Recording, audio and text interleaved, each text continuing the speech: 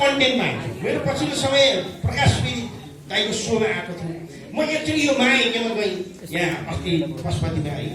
त्यहाँ गएपछि राधिका दासीज्यूहरू यिनीबाट आउनुको माताहरूको त्यो प्रवचन गरेँ, मालासाला लगाए गरेँ, मैले यसो बोलेँ। अनि म त्यहाँबाट फर्किँदै गर्दा मैले के सोचेँ भने वास्तवमा यसो हाम्रो नेताहरूले बस्छ त्यत्रो जङ्गल गयौँ, त्यत्रा वनमा जानुभन्दा बरु वृन्दावन गएको भए त कति मजा हुने रहेछ।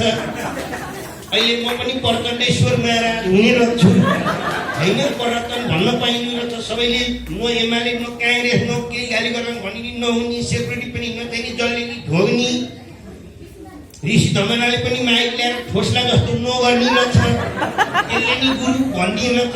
त्यसैले म त भनेपछि उहाँ महाराज हुनुभयो प्रचण्डेश्वर महाराज होइन।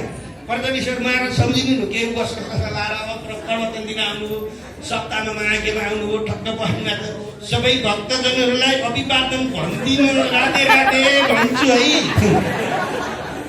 राधे राधे म त भुटीमा बटाइरहेको छु।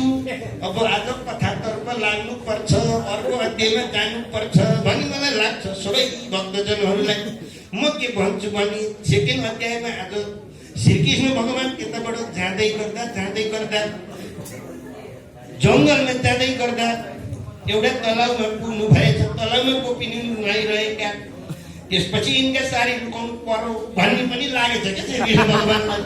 त्यसपछि सारी लुकाउनु हो, जाँदै गर्दा राजा परीक्षित होइन, यो किताबै मिस्टेक भयो कि लेखेकै यही हो। त्यत्रो वृन्दावन गरेर महात्मा बनेर आउँदाखेरि पनि फेरि राजाकै कहानी किन हो? राजा नभएको किताब चाहिँ ल्याउनु न। शेरबहादुर देउवाले चाहिँ पनि माग्नु होइन। देउवा स्वामी देउवा प्रपन्नकार्य, आर्जु स्वामी देउवा प्रपन्नकार्य। अब उहाँ पण्डित बनेर जानुभयो क्या। अब त्यहाँ के हो हजुर पण्डित हो महात्मा, त्यही अनुसार जानु।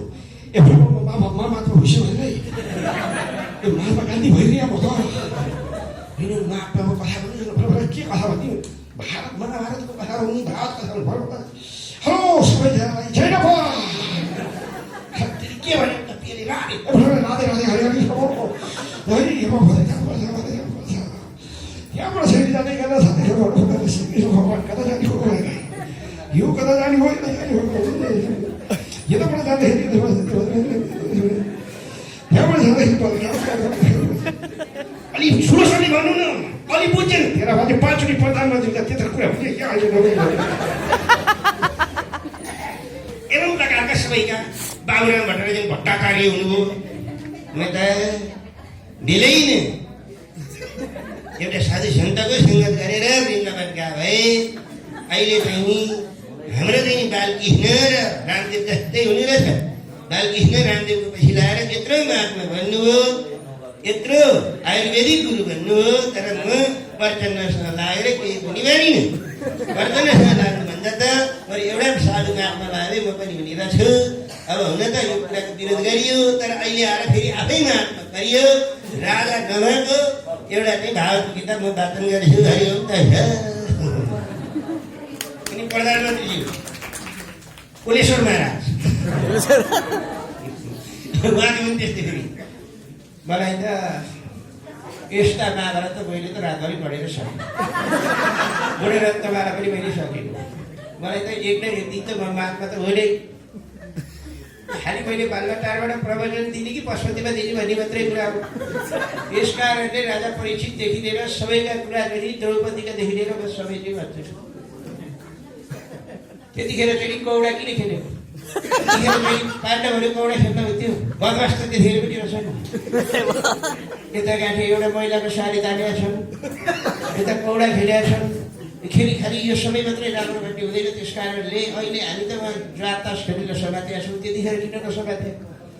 यस कारणले धर्मका कुरा मात्रै गरेर हामी भ्रम पर्नु हुँदैन। अब मानव नेपाल फेरि गीत नेपाली मानव नेपालको अर्थ रहेछ भन्नु अपमान भयो, बेइज्जत भयो, त्यसैले पण्डित भयो। केपी ओलीसँग मेरो प्रवचन नराख्नु। पार्टीमा मिल्न नसकेपछि यो महात्मामा पनि मेल खाँदैन। भगवान श्री कृष्णले गीतामा भन्नुभएको छ, जो झुटो बोल्छ, जो असत्य छ त्यसमा भिड धेरै लाग्छ। सत्य कुराका पछाडि भिड हुँदैन, त्यसैले माधव नेपाल परमात्मा भयो। अब यहाँ अपमान नहो भन्न चाहन्छु। भन्ने कुरा यति समाप्त भयो भन्दै म बिदा लिउँ अब चाहिँ। धन्यवाद।